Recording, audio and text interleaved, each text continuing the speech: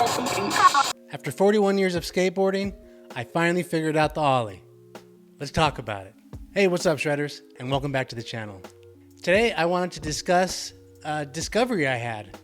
And in the spirit of YouTube and what it originally was created for, I'm sharing my discovery.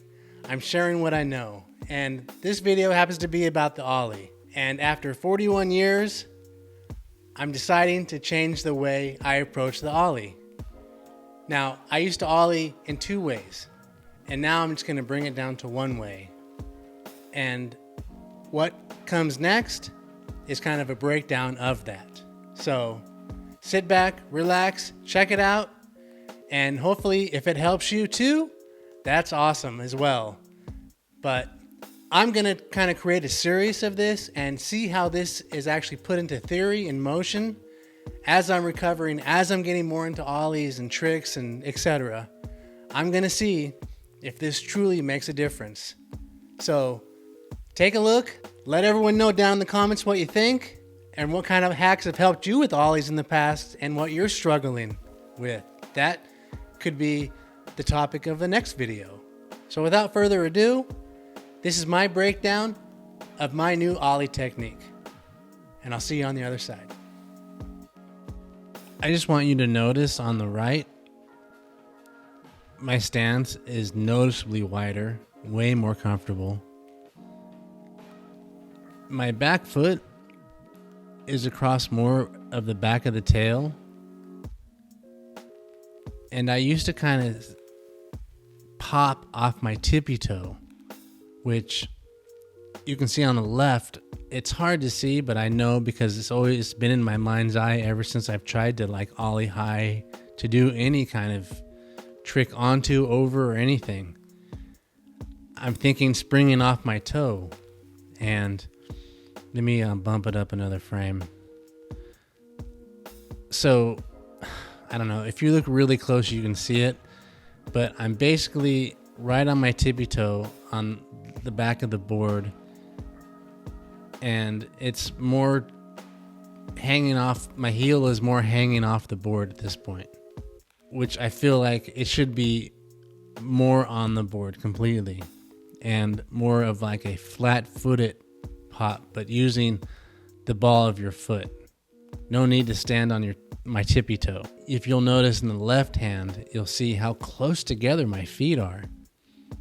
And I just feel like that creates so much margin for error. Timing is way off on the monster pop, and I think that has a lot to do with like weird foot placement, off balance.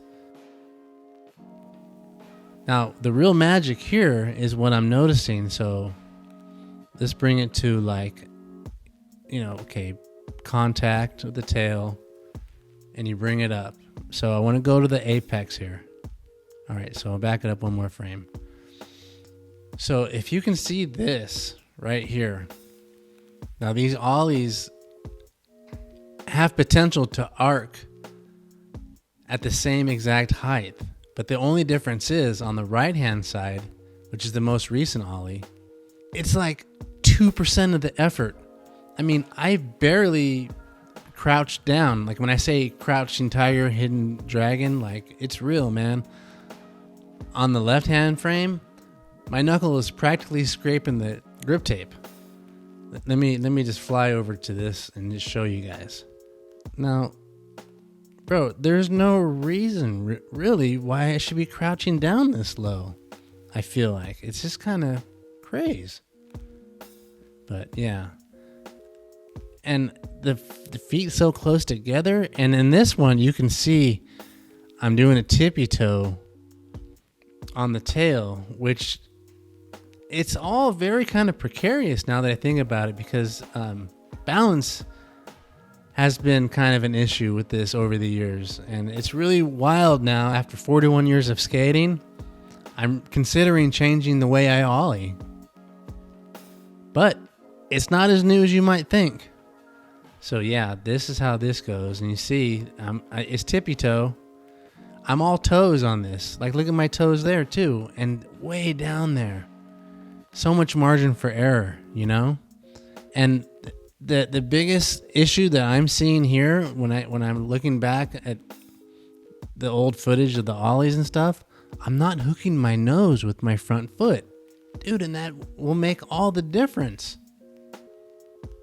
It's like a less effort, but similar ollie, height-wise. It's just bringing your knees up, that's all. So, yeah, this is a good ollie. We'll go back on this one, check it out. It's good, but not controlled. I mean, check this out. I'll show you this. So the ollie, it's very inconsistent just because I'm off balance. And too much margin for error. Like that ollie to primo shouldn't have happened. But it's sliding my foot up so far that I think is causing the problem. Like off balance, giving your all, you teeter-totter. You don't get the full effect of your pop. And I think that was the thing that I was experiencing. Like, see, just not consistent because I'm off balance. And so this is really what I wanted to show you. This is the height of each ollie. And I put it to scale.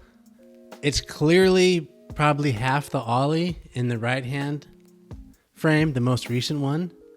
It's out of control. It's wild. I mean, I really jacked myself up on this day too. I felt really bad because I also noticed too, my shoulders open up, which is not good. So that's prone to turning. And I've had problems with turning. I don't know how long I can remember from the very beginning. In the right hand side, my shoulders square up to the bolts. And I think that's paramount. And that keeps me straight as an arrow. But this style of ollie is absolutely not new. I just had amnesia because I forgot. It's a skateboarding fundamental. Well, a street skating fundamental. Let me explain. Skating spot to spot, you're going kind of fast. You're going through downtown. You're going through traffic. And really, you're just ollieing up curbs. Maybe small set steps, little gaps. You're not trying to do the Reese Forbes high ollie challenge. So it's a safe ollie. And the difference between these two ollies is the right hand side is a safe ollie. That is really just a fast street skating ollie. You're on your way going somewhere. You're not sitting there sessioning, going for the highest trick you can do. It's going through it and getting to the next spot. Store, school, whatever have you. So I just wanted to illustrate that. And when I do the power pop toe tapper with the super toe, my back foot always lands on the tail and kind of heavy sometimes. And I always, when I put so much effort, I remember from when I was young, the more effort I put into things, and I was ollieing higher, I was trying to go onto bigger ledges, dude, I would break my board so much more often. It's basically a cruiser ollie is what it is. I mean, I'm skating home from school. I'm just popping off the curb cut casually, just like that. I'm basically popping the tail as I would a normal, an ollie. And my front foot is basically just guiding it, is really what it is. It's just a light. It's kind of like stepping over a puddle, the kind of effort, if I could relate it to anything. Not even hopping over one, just kind of the back foot, and then the front foot just guides it. And, if you wanted to get crazy, you could hook the nose and lift up your knees a little higher and bone it out, basically. It's that simple. And, I don't know why it's taking me so long to finally figure it out, but seeing the cruiser ollie, it just clicked. And here's the thing about the cruiser ollie. Like, it's not a new thing at all. I used to do it all the time, but re-entering skateboarding, going straight to the garage, just trying to ollie high and do all these things, and, coming back into skateboarding after injury and just cruising for as long as I did. I mean, I was cruising for almost 2 years, no tricks. And the ollie, like the cruiser ollie, kind of just developed. And I literally hit my tail on accident one day. Because like the very, very first thing I ever did on a skateboard was kind of fly off frontside from a curb cut.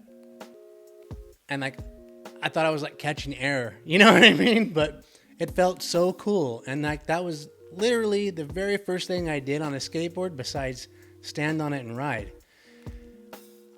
Didn't even know if it was a trick. I didn't even know tricks. It was just something I did. And that's how far back to the basics I went.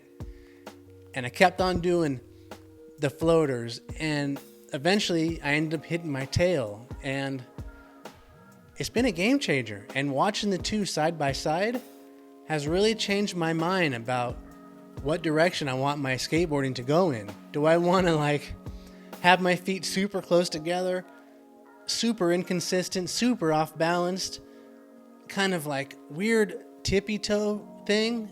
And I was racking my brain about that. And I was like, where did that come from? And Shredders, I remember now. It was my first skate mentor, Jay.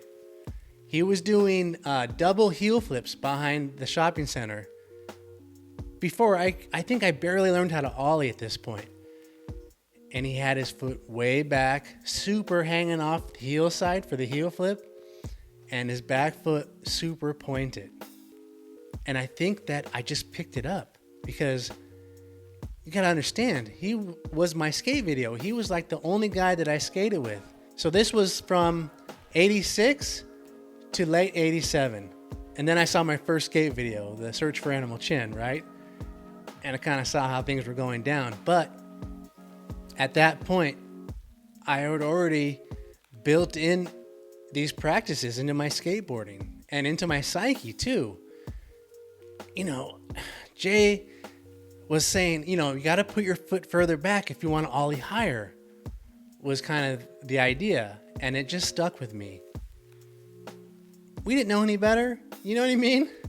But I just find it so strange now to go back and to look at, 2 years ago when I got back into skateboarding, doing tricks, to now, and seeing the differences in the ollie and just being like, yo, that ollie looks really funky actually. And bro, I think I'm just trying way too hard. And I really want to sum it up by saying this. I really think the moral of the story with the cruiser ollie and expanding on it, like popping it quicker, crouching a little bit more, lifting up your knees, getting more height out of it. It's so much lower effort that, bro, this could just change everything for me. And, as I get into flip tricks, like having a flat foot, but using the ball of my foot and toe to kind of spring off of, dude, is a game changer for me. And I know that sounds silly. It's probably skateboarding 101, but you got to understand, I started skating before pre-internet, before there was how-to videos. Like I said, Jay was my skate video, was my skate mentor, was my favorite skater, essentially. I didn't have a favorite skater. Like, I didn't even know pros. Like, it was the dark ages for media in skateboarding at that point. I'll be truthfully honest with that. And that might have been just my experience. Who's to say? But if your experience was different, hey, let everyone know down in the comments. But no, I'm really excited about taking the cruiser ollie to new heights. I mean, experimenting, faster pop, quicker, getting my knees up to my chest time, and just hooking my nose and just going through the board like, nose bone. That's pretty much what I'm really looking forward to because, man, it just seems so much easier. And I don't know why it took me so long to kind of figure it out, but I'm super excited. And the best part of the cruiser ollie, 100% accuracy. Haven't missed one yet. Even the accidental ones, which I did too, frontside and backside. And I was like, whoa, like it was a trip because I didn't mean to do it. And, I popped the tail and of course, went up. But as always, front foot just guiding that board, shoulder square to the truck bolts. Just like perfect every time, in a sense of not like going sideways, which, dude, I've been notorious for going sideways with my shoulders open. So in this modern era, dude, we can sit back and watch our footage, dissect it, see what we're doing wrong. Like, it's so awesome. And, you know, because you don't know what you're doing wrong until you find out that you're doing it wrong. That's just the reality of life. It doesn't matter what it is. But, hey, hopefully this may help you, or just skip it on by. Whatever. C'est la vie. I'm really excited. I wanted to share my discovery with you, Shredders. And I appreciate you tuning in. And as always, keep shredding. And we'll see you again soon. 'Cause I got a fresh rhythm, y'all.